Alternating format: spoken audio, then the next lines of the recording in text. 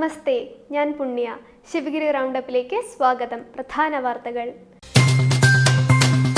മനുഷ്യ സമൂഹത്തിന്റെ നന്മയ്ക്ക് വേണ്ടിയാണ് ഗുരുദേവൻ അഷ്ടലക്ഷ്യങ്ങൾ ഉപദേശിച്ചത് എന്ന് നാം മനസ്സിലാക്കണമെന്ന് ബ്രഹ്മശ്രീ വിശുദ്ധാനന്ദ സ്വാമികൾ.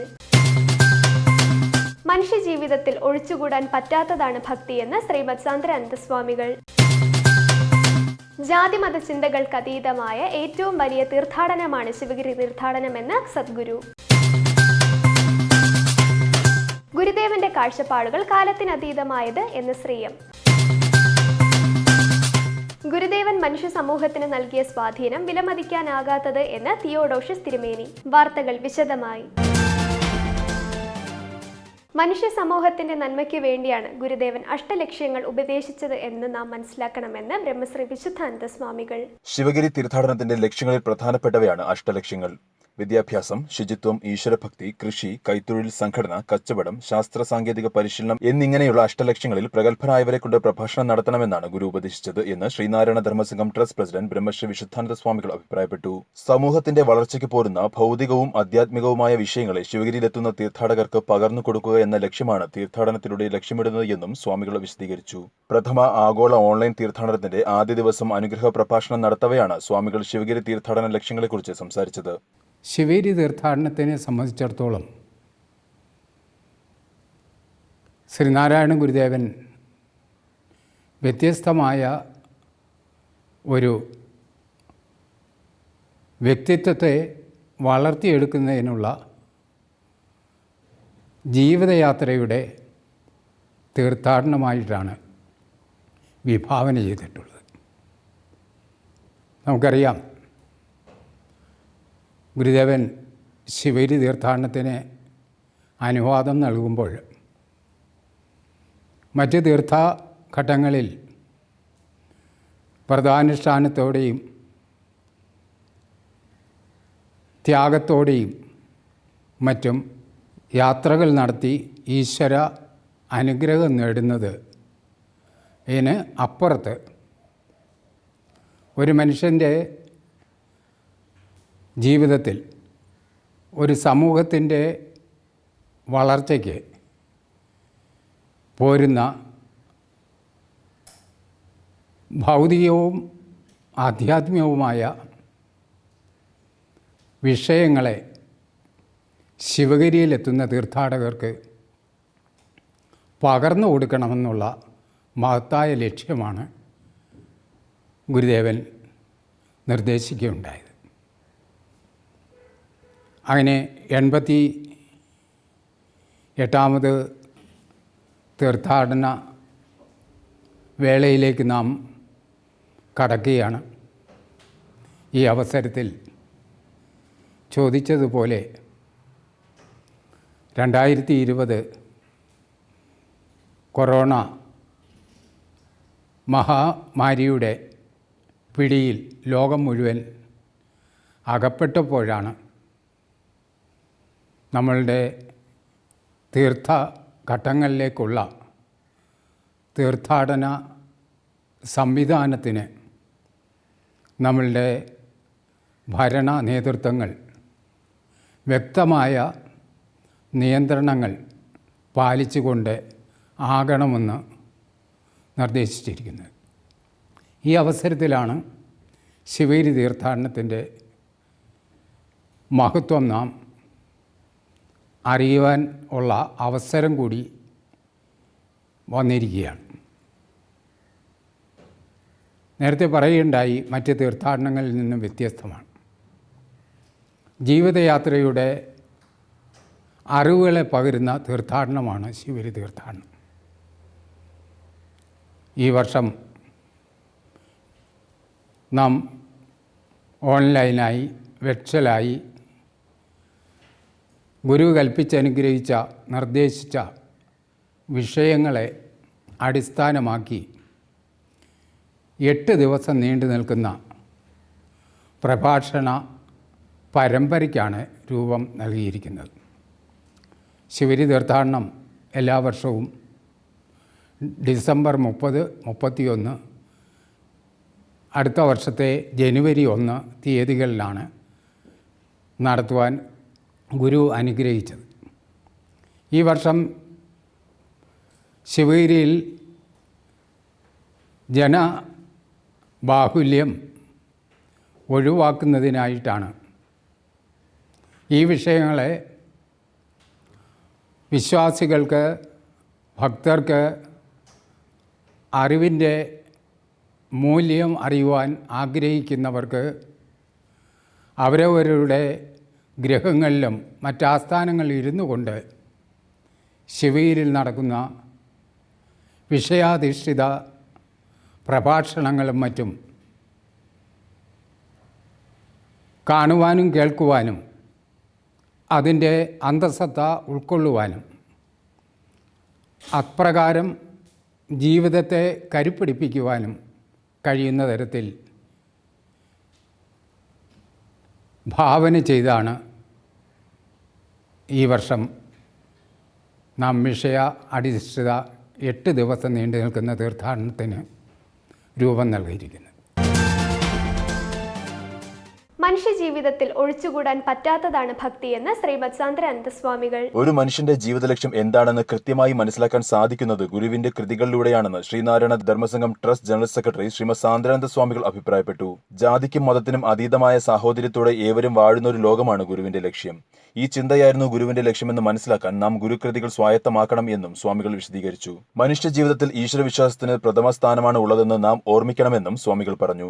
ആഗോള തീർത്ഥാടനത്തിന്റെ ആദ്യ ദിവസം സ്വാഗത പ്രഭാഷണം നടത്തവെയാണ് സ്വാമികൾ ഭക്തിയെക്കുറിച്ച് സംസാരിച്ചത്. ഇന്നത്തെ തിരക്ക് പിടിച്ച ഈ ജീവിതത്തിൽ നമ്മൾക്ക് മനസ്സിനെ ബാലൻസിൽ കൊണ്ടുപോകണമെങ്കിൽ ഒഴിച്ചുകൂടാൻ പറ്റാത്ത ഒന്നാണ് ഭക്തി. അത് ഏത് മതത്തിലും അനിവാര്യമാണ്. പക്ഷേ അവിടെ അറിവില്ലായ്മയിൽ നിന്നുണ്ടാകുന്ന ഭക്തിയാണ് ഏറ്റവും അപകടകരമായിട്ട് നിൽക്കുന്നത്. ഗുരുവും അതുപോലെ മഹർഷിമാരും ഒക്കെ ഭക്തി ആത്മാനുസന്ധാനം എന്നാണ് പറയുന്നത്.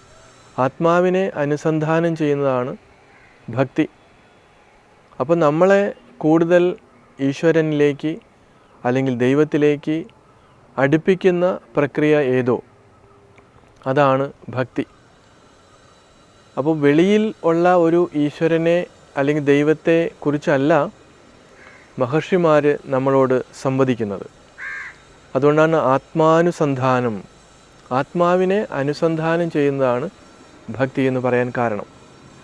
ഉപനിഷത്തിൻ്റെ വെളിച്ചത്തിൽ സത്യസന്ധമായിട്ടുള്ള ഒരു അന്വേഷണത്തിൽ നിന്നും അവർ കണ്ടെത്തിയ സത്യമാണ്. അപ്പം നമ്മളുടെ ഓരോരുത്തരുടെയും ഉള്ളിൽ കുടികൊള്ളുന്ന ചൈതന്യം, അതിനെ തിരിച്ചറിയുക എന്നുള്ളതാണ്. തത്വമസി എന്ന് പറയുമ്പോഴും അത് നീ തന്നെയാണ്. ഏതൊരു ചൈതന്യത്തിൽ നിന്നാണോ ഈ പ്രപഞ്ചം ഉണ്ടായത്, നിലനിൽക്കുന്നത്, അതിനെ പരിപാലിക്കുന്നത്, അതിനെ സംഹരിക്കുന്നത്, അപ്പോൾ അങ്ങനെയുള്ള അദൃശ്യമായിട്ടുള്ള ആ ചൈതന്യം നിൻ്റെ ഉള്ളിലും കുടികൊള്ളുന്നു എന്നാണ്. തത്വം അസി, അത് നീ തന്നെയാണ്. അപ്പോൾ അങ്ങനെയുള്ള ആ ഒരു ആത്മാനുസന്ധാനത്തിലേക്കാണ് ഭക്തി നയിക്കേണ്ടത്. അങ്ങനെ വരുമ്പോൾ നമ്മുടെ മനസ്സിൽ കുടികൊണ്ടിട്ടുള്ള കാമം, ക്രോധം, ലോഭം, മോഹം, മതം, മാത്സര്യം, ഈ ഷഡ്വൈരികൾ എന്നേക്കുമായിട്ട് ഇല്ലാതാകും. അപ്പോൾ ഈ ഷഡ്വൈരികൾ നമ്മളിൽ കൂടിക്കൊണ്ടിരിക്കുന്നുവെങ്കിൽ അതിൻ്റെ അർത്ഥം നമ്മൾ പോകുന്ന വഴി ശരിയല്ല എന്നുള്ളതാണ്. അത് ഒരു മതത്തിൽ മാത്രമല്ല, അല്ലെങ്കിൽ ഒരു പ്രത്യേക ഒരു രാജ്യത്തിൻ്റെയോ അങ്ങനെയുള്ള അതിർവരമ്പുകളിൽ നിന്നുകൊണ്ടല്ല പറയുന്നത്. ഇത് ലോകത്തുള്ള ഏത് മനുഷ്യൻ്റെയും നാശത്തിന് ഹേതുവായിട്ടുള്ളതാണ് ഈ കാമ, ക്രോധ, ലോഭ, മോഹ, മത, മാത്സര്യാദികൾ. ഇതിനെ ഇല്ലായ്മ ചെയ്തുകൊണ്ട് അല്ലെങ്കിൽ അറിവ് ഉപയോഗിച്ച് ഇതിനെ അതിവർത്തിച്ചുകൊണ്ട് ആരാണോ സഞ്ചരിക്കുന്നത് അവന് മാത്രമാണ് ആ ഹൃദയത്തിൽ കുടികൊള്ളുന്ന ചൈതന്യത്തെ തിരിച്ചറിയാൻ പറ്റുന്നത്. ഈശ്വര സർവഭൂതാനാം ഹൃദ്ദേശേ അർജുന തിഷ്ഠതി. അപ്പോൾ ഈ ഒരു തലത്തിൽ, ഈ ഒരു രീതിയിലുള്ള വിശകലനത്തിലൂടെ നമ്മൾ മുന്നോട്ട് പോകുക എന്നുള്ളത് പ്രധാനപ്പെട്ടൊരു വിഷയമാണ്. അങ്ങനെ സംഭവിക്കാതിരിക്കുന്നത് കൊണ്ടാണ് ഈ ഭക്തിയുടെ പേരിൽ ധാരാളം അന്ധവിശ്വാസങ്ങളും അനാചാരങ്ങളും ഒക്കെ ഇന്നും നമ്മളെ പിന്തുടരുന്നത്. അതായത് അറിവില്ലാത്ത ജനങ്ങളെയാണ് അത് പിന്തുടരുന്നത്. അറിവില്ലാത്തത് എന്ന് സൂചിപ്പിക്കുമ്പോൾ നമ്മുടെ ഭൗതികമായിട്ടുള്ള അറിവിനെക്കുറിച്ചല്ല.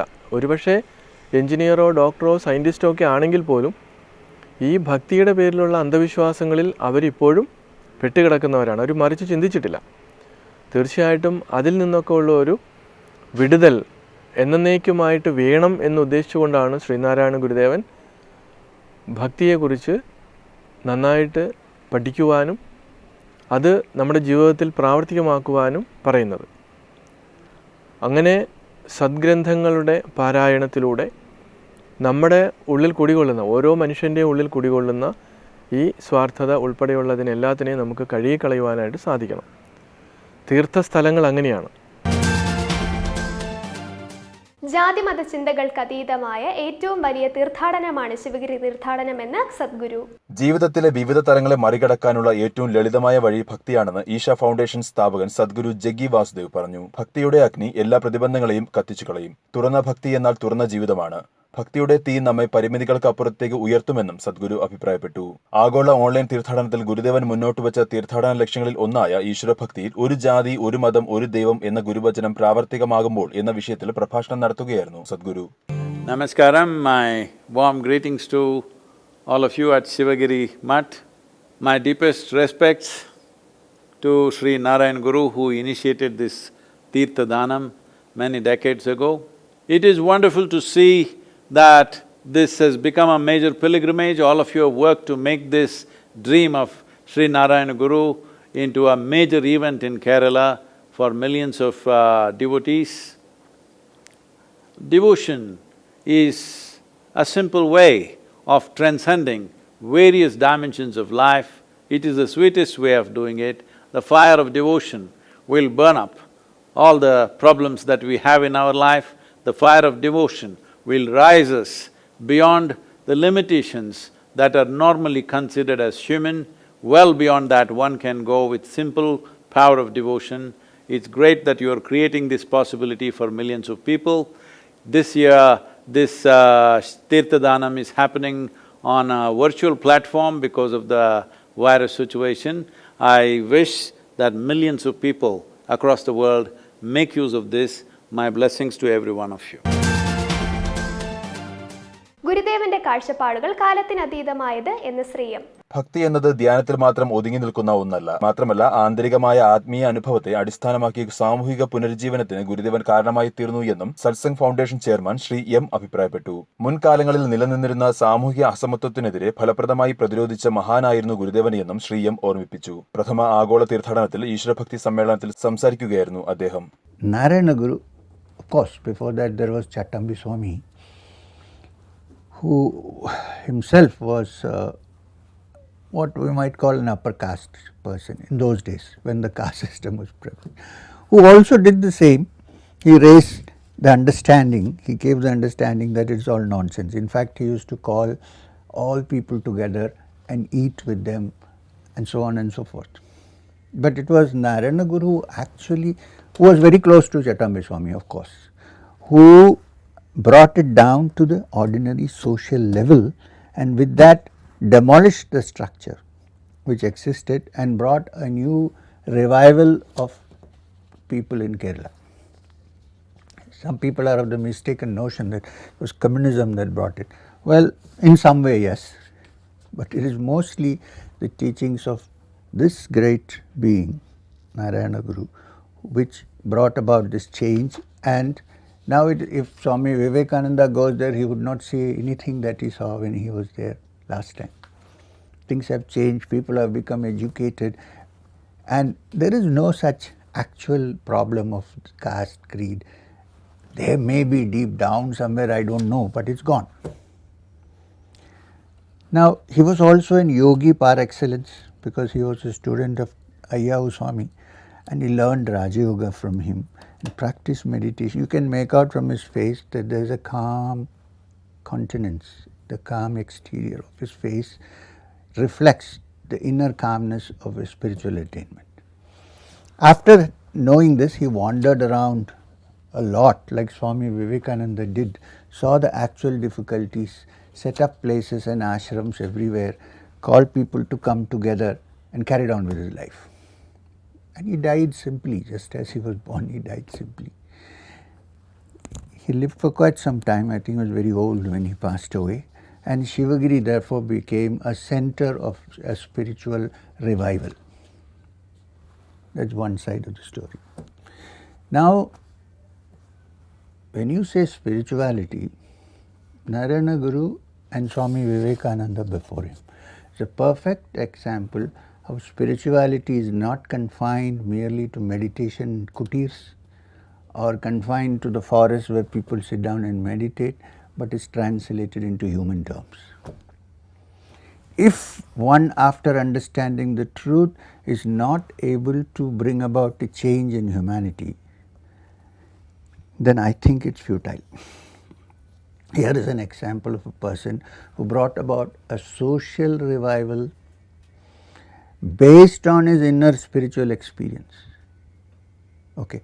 Now, Swami Vivekananda once spoke of what he called Vedantic socialism. What he meant was, if I recognize the fact as a yogi, if I am a yogi, or theoretically somebody who is aspiring to be a yogi, that in my heart, in the core of my consciousness, there is a spark of the divine. Suppose, I accept that. Now it cannot be that I am the only exceptional person with the spark of the divine.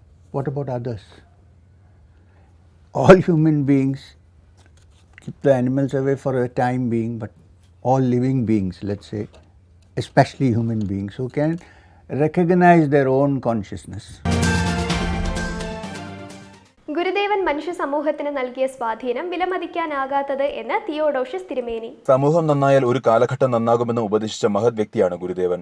വിവിധയിടങ്ങളിൽ ക്ഷേത്രപ്രതിഷ്ഠ നടത്തിയ ഗുരു വൈവിധ്യമാർന്ന നിലയിൽ മതചിന്തകളെ കാണുവാനും ഉൾക്കൊള്ളുവാനും പഠിപ്പിച്ചു എന്നും തിയോഡോഷ്യസ് മാർത്തോമ മെത്രാപ്പൊലിത്ത അഭിപ്രായപ്പെട്ടു. ഗുരുദേവൻ സഞ്ചരിച്ച ഇടങ്ങളിൽ നിന്ന് മനുഷ്യ മനസ്സിൽ ശ്രീനാരായണ ഗുരു ചെലുത്തിയ സ്വാധീനം നേരിട്ട് ബോധ്യപ്പെട്ടതാണെന്ന് തിയോഡോഷ്യസ് മാർത്തോമ മെത്രാപ്പൊലിത്ത വിശദീകരിച്ചു. പ്രഥമ ആഗോള ഓൺലൈൻ തീർത്ഥാടനത്തിൽ ആത്മീയതയും ഭൗതികതയും കുറിച്ച് സംസാരിക്കുകയായിരുന്നു തിരുമേനി.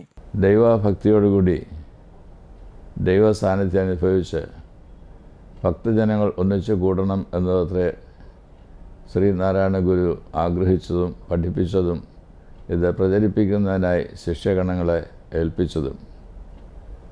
ഈ കോവിഡ്-19 കാലഘട്ടത്തിലും വെർച്വൽ പ്ലാറ്റ്ഫോമിൽ നാം ഒരുമിച്ച് ചേർന്ന് വരുന്ന അവസരവും നമ്മളുടെ ധ്യാനത്തിലൂടെയും മനനത്തിലൂടെയും ശ്രീനാരായണ ഗുരു ആഗ്രഹിച്ചതായുള്ള ആത്മീയ തലത്തിലേക്ക് ഉയരുന്നതിന് ഇന്നും നമുക്ക് സാധിക്കും. അതിനാവശ്യമായിട്ടുള്ളൊരു ആത്മനിഷ്ഠ നമ്മിൽ ഉളവാക്കുവാൻ തക്കവണ്ണം നാം ഓരോരുത്തരും ശ്രദ്ധിക്കുക എന്നതത്രേ അഭികാമ്യമായിട്ട് ഉള്ളത്. വിവിധ സ്ഥലങ്ങളിൽ ഉള്ള ഭക്തജനങ്ങൾക്ക് വെർച്വൽ പ്ലാറ്റ്ഫോമിലൂടെ ഇതിലേക്ക് പ്രവേശിക്കുവാൻ കഴിയും എന്നുള്ളത് കൊണ്ട് തന്നെ ഒരു തീർത്ഥയാത്രയിൽ സാധാരണ ജനങ്ങൾ വന്നു കൂടുന്നതിനേക്കാൾ ഒക്കെ അധികമായി ലോകത്തിൻ്റെ എല്ലാ ഭാഗങ്ങളിൽ നിന്നും ഈ വെർച്വൽ പ്ലാറ്റ്ഫോമിൽ ചേർന്ന് വരുന്നതിനും സന്ദേശങ്ങൾ ഗ്രഹിക്കുന്നതിനും തങ്ങളുടെ ആത്മീയമായിട്ടുള്ള ഔന്നത്യം അനുഭവിക്കുന്നതിനും ഇടയായിട്ട് തീരും എന്നത്രേ ഞാൻ കരുതുന്നത്. അതുകൊണ്ട് കോവിഡ്-19 കാലഘട്ടത്തിൽ ഉണ്ടാകുന്ന ഒരു പുതിയ ജീവിതക്രമം നമ്മളുടെ ജീവിതത്തെ താറുമാറാക്കുകയല്ല, ജീവിതത്തെ ഒരു പുതിയ തലത്തിലേക്ക് പ്രവേശിപ്പിക്കുകയും അങ്ങനെ പ്രവേശിക്കുന്ന തലത്തിൽ അതിൻ്റെ അർത്ഥതലങ്ങൾ ഗ്രഹിപ്പാൻ തക്കവണ്ണം ധ്യാനാത്മക ജീവിതത്തിലേക്ക് നാം പ്രവേശിപ്പാൻ ഇടയാവുകയും മനനം ചെയ്യുന്നതിലൂടെ കൂടുതൽ ആത്മീയ ജീവിതത്തിൻ്റെ ഔന്നത്യം പ്രാപിപ്പാൻ നമുക്കിടയായിട്ട് തീരുകയും അത്രേ ചെയ്യുന്നത്. 2020 ആണ്ട് 88ാമത് തീർത്ഥയാത്രയായി ആഘോഷിക്കുന്ന അവസരത്തിൽ ഇപ്രകാരമുള്ള അനുഗ്രഹങ്ങൾ അനുഭവിപ്പാൻ ലോകത്തിൻ്റെ എല്ലാ ഭാഗങ്ങളിലുള്ള ജനതയ്ക്ക് സാധ്യമായി തീരട്ടെ എന്നത് ഞാൻ പ്രത്യേകമായിട്ട് ആഗ്രഹിക്കുന്നു. എൻ്റെ ആശംസകൾ എല്ലാം ഈ അവസരം ഞാൻ അറിയിക്കുകയും ചെയ്യുന്നു. ശ്രീനാരായണ ഗുരു മതപരമായി ഒരു സമൂഹത്തിൻ്റെ നവോത്ഥാനത്തിന് ഏറെ മുൻകൈ എടുത്തതായിട്ടുള്ള നമ്മളുടെ ഒരു ഗുരുവാണ്. കേരളത്തിനെ ശ്രീനാരായണ ഗുരുവിനെ മറക്കുന്നതിനായിട്ട് സാധിക്കുകയില്ല. ഡോക്ടർ പൽപ്പുവിനോടും കുമാരനാശാനോടും ചേർന്ന് സമൂഹത്തിൻ്റെ സമഗ്രമായിട്ടുള്ള ഒരു നവോത്ഥാനം ഉണ്ടാവണം എന്നതാഗ്രഹിച്ച് ആ കാലഘട്ടത്തിൽ ചെയ്തതായിട്ടുള്ള പ്രവർത്തനങ്ങൾ മുഴുവനാണ് കേരള സമൂഹത്തിൻ്റെ നവോത്ഥാനത്തിനും വഴിയൊരുക്കിയത്. ഈഴവ സമൂഹത്തിൻ്റെ ഔന്നത്യം ഉണ്ടായി എന്നത് മാത്രമല്ല, അത് മുഖാന്തരമായി അതുമായി ബന്ധപ്പെട്ടിട്ടുള്ള എല്ലാ സമൂഹങ്ങൾക്കും ഒരു നവോത്ഥാനം ലഭ്യമായി തീരുവാണ്ടക്കോണം ഇടയായി തീർന്നിട്ടുണ്ട് എന്നത് ചരിത്രം സാക്ഷിക്കുന്നുണ്ട്. ജാതി ചോദിക്കരുത്, ജാതിപരമായിട്ട് ആളുകളോട് ഇടപെടരുത്, ഇതെല്ലാം ഗുരു നമ്മെ പഠിപ്പിച്ചിട്ടുള്ളതാണ്. ഒരു ഗുരു എല്ലായ്പ്പോഴും നമ്മളുടെ അജ്ഞതയിൽ നിന്ന് പ്രകാശത്തിലേക്ക് നമ്മെ നയിക്കുവാണ്ടക്കോണം കാലഘട്ടത്തിൽ ഉരുവാകുന്നതായിട്ടുള്ള വ്യക്തിത്വമാണ്. അപ്രകാരമാണ് ശ്രീനാരായണ ഗുരു ഒരു സമൂഹത്തെ പഠിപ്പിക്കുന്നതിനായിട്ടും വളർത്തുന്നതിനായിട്ടും അതിൻ്റെ ഫലമായി ഒരു നവോത്ഥാനം സമഗ്ര സമൂഹത്തിനും ഉളവാകുന്നതിനും ഒക്കെ മുഖാന്തരമായിട്ട് തീർന്നത്. പുരുഷ മേധാവിത്വമുള്ള ഒരു സമൂഹത്തിൻ്റെ തുടർച്ചക്കാരാണ് നാം എല്ലാവരും തന്നെ. അതുകൊണ്ട് തന്നെ ആണും പെണ്ണും എന്നുള്ള നിലയിൽ ഈ ലോകത്തിൽ ജന്മം കൈവരിച്ചിട്ടുള്ള എല്ലാ ആളുകളും എപ്പോഴും ദൈവസന്നിധിയിൽ സമത്വം അനുഭവിക്കേണ്ടവരാകുന്നു എന്നുള്ള ചിന്ത നമ്മെ ഭരിക്കുകയും പുരുഷന്മാർക്കുള്ള കഴിവുകൾ മാത്രമല്ല സ്ത്രീകൾക്കുള്ള കഴിവുകളും ഒരു സമൂഹത്തിൻ്റെ നന്മയ്ക്കായിട്ട് വിനിയോഗിപ്പാണ്ടക്കോണം അവസരമുണ്ടാക്കി കൊടുക്കുകയും ചെയ്യേണ്ടത് നമ്മളുടെ ധർമ്മമാണ്. വാർത്തകൾ ഇവിടെ അവസാനിക്കുന്നില്ല. കൂടുതൽ വാർത്തകളും വിശേഷങ്ങളുമായി അടുത്തയാഴ്ച കാണാം. നന്ദി, നമസ്കാരം.